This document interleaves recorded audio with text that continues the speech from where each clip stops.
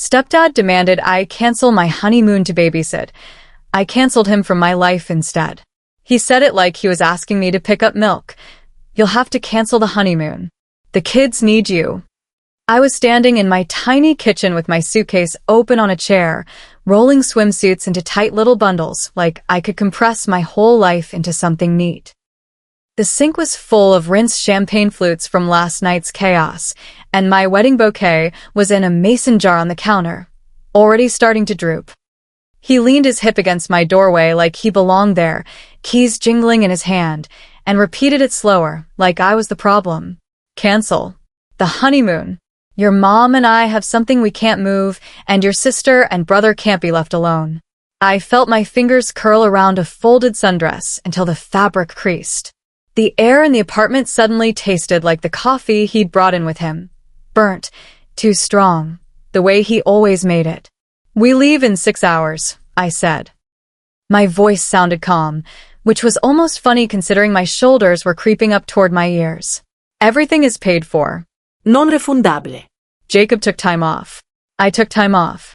Gary's eyes narrowed, and the look on his face snapped me straight back to being 17, standing in a hallway while he decided whether my plan was acceptable. Natalie, he said, that heavy tone he uses when he thinks he's being reasonable. This is family. Your mom needs you. Don't make this difficult. I stared at him, then at the suitcase, then at my hands like they belonged to someone else. The silence stretched until it started to buzz. Finally I said, no. He stepped closer, quick, like he wanted to crowd the word out of the room. No, he repeated louder. You're telling me no? The muscles in his jaw worked like he was chewing something hard. I could hear my neighbor's TV through the wall, some laugh track leaking into the moment like a bad joke. You're going to leave your mother stranded, he said, after everything she's done for you. My throat tightened, but I didn't let my voice go small. She's not stranded, I said. You're asking me to cancel my honeymoon to babysit. That's not an emergency. That's you refusing to solve your own problem. Gary's face went red in patches. So you're choosing a vacation over your siblings, he snapped. He pointed toward the hallway like the kids were standing there listening. They were excited to stay with you. I already told them. The audacity of that landed in my chest like a weight. You told them, I said slowly, without asking me. He threw his hands up. Because you always help, he said like that was proof.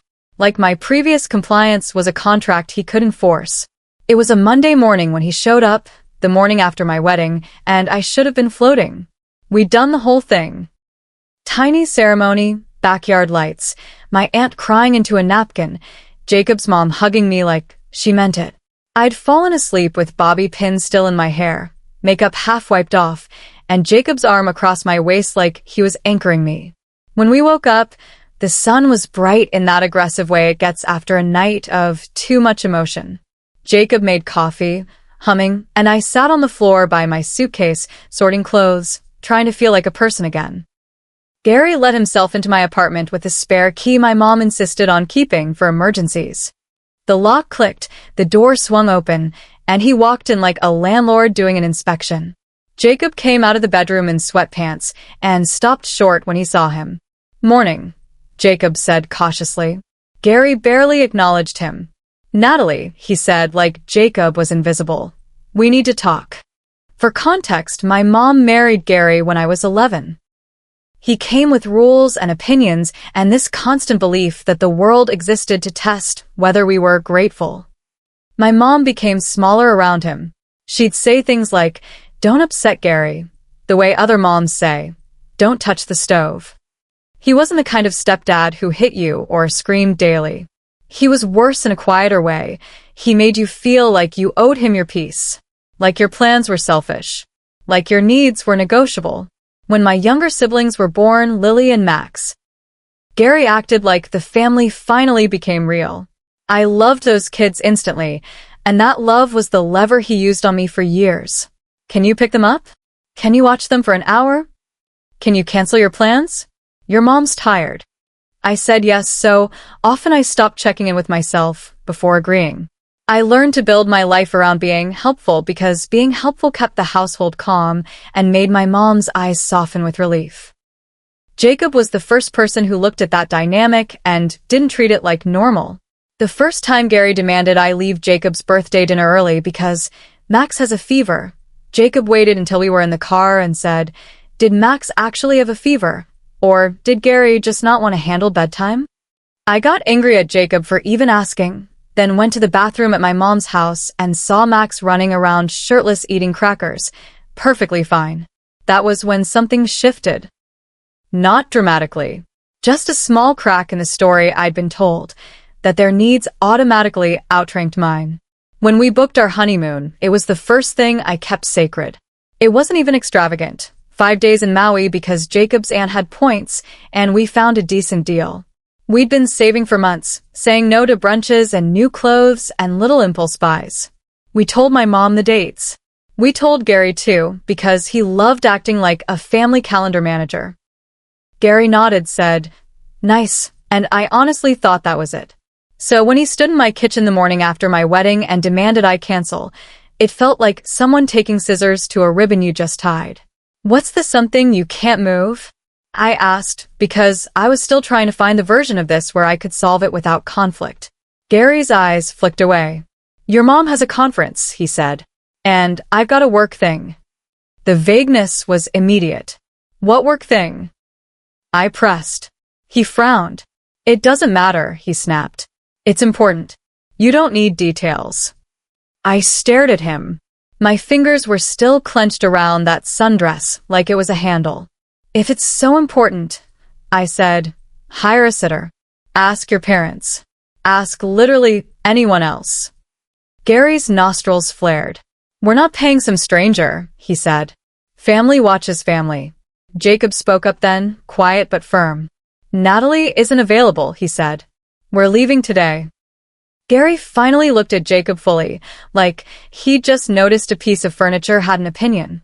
"This is between Natalie and her family," Gary said. "You're new. Stay out of it."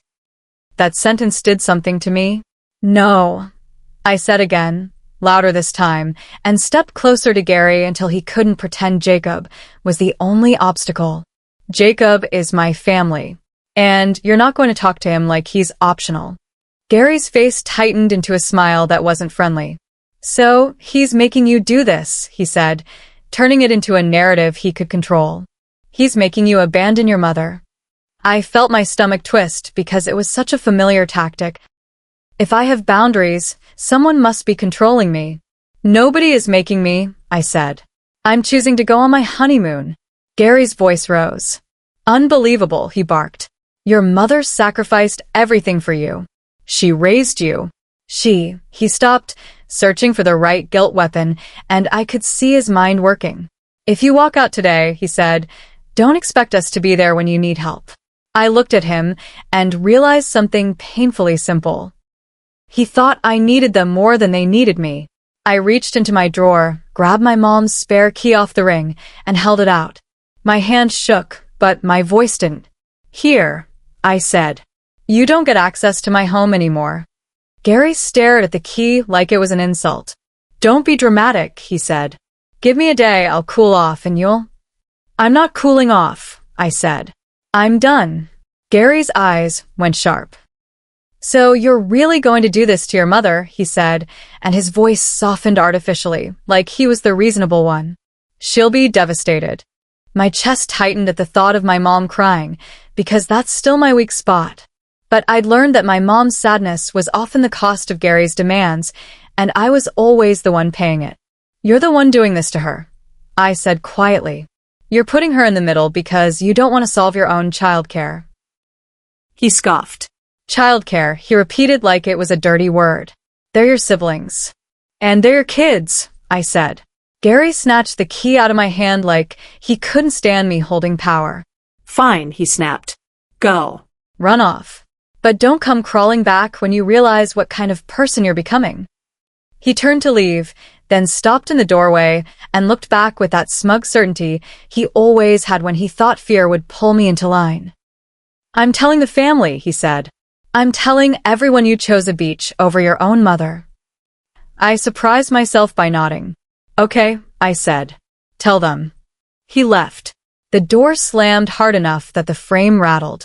I stood there for a second staring at the spot where he'd been, my heartbeat loud in my ears. Jacob came up behind me and rested his hands on my shoulders, gentle. You okay? He asked. I didn't answer right away. I just looked at my open suitcase and the drooping bouquet and felt this weird mix of grief and relief, like I'd finally stopped holding up a collapsing wall. My mom called an hour later. Her voice was tight, controlled.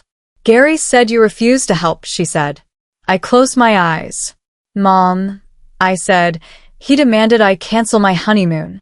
There was silence, then a brittle laugh from her. He didn't say it like that, she murmured. He did, I said. He came here. He told me to cancel. He said he already promised the kids. He didn't ask. He demanded. My voice started to shake then, not from fear but from exhaustion. I can't keep doing this. My mom exhaled, and I could hear her trying to decide whether to be my mom or Gary's partner.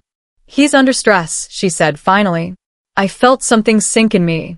Not surprise. Just confirmation. So am I replied.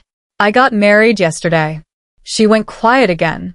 Then, softly, I don't know what you want me to do. I stared at the kitchen wall where a tiny crack ran along the paint. I want you to stop letting him use you as a messenger, I said. And I want you to understand that I'm going. I'm not negotiating. My mom's voice turned small. The kids are crying, she whispered. That hit me sharp. I swallowed. I love them, I said. But Gary created this situation. He told them something without asking me. You know he does that. I paused, breathing carefully. I'll FaceTime them tonight. I'll talk to them, but I'm not canceling. We flew out that afternoon. I expected my phone to blow up with family messages, and it did. Texts from aunties and cousins with the usual lines about family comes first and your poor mother. I didn't reply. Jacob and I sat at the gate holding hands, his thumb rubbing slow circles on my knuckle, and I felt the urge to smooth things over rise like an old habit. Then I remembered Gary standing in my doorway telling my husband to stay out of family business, like my marriage didn't count. I turned my phone off. On day 2 of the honeymoon, I got a voicemail from Gary. He sounded calm again, which meant he thought he'd won. When you're ready to apologize, he said, your mother will be waiting. I listened to it once, then deleted it. Not angrily, just cleanly. When we got home, I changed the locks. I didn't tell them. I didn't announce it. I just did it. I blocked Gary's number. I told my mom she could contact me without him, and that I'd see the kids when it could be arranged, without threats or guilt. She cried. She said I was tearing the family apart. I told her quietly, I'm not tearing anything. I'm stepping out of the role that's hurting me. It's been months now. I still FaceTime Lily and Max. They're fine. Kids are resilient when adults stop using them as bargaining chips. My mom and I are complicated. Some days she's warm, like she remembers she's allowed to be. Some days she's icy, like she's afraid of what Gary will say if she's too kind to me. Gary hasn't spoken to me directly since he realized I wouldn't fold. And I won't pretend it doesn't hurt. It does. Cutting someone off isn't a victory lap. It's a quiet mourning for the version of family you kept hoping would show up. But my life is calmer now. My marriage is ours, not something that has to fit around someone else's demands. I don't flinch when my phone rings. I don't pack my weekends with emergency childcare I didn't agree to. I don't bargain for basic respect. Gary wanted me to cancel a honeymoon. Instead, I canceled his access to my life. Thanks for watching. If you've ever had to choose between keeping the peace and keeping yourself, share a story in the comments. I'd really like to hear it.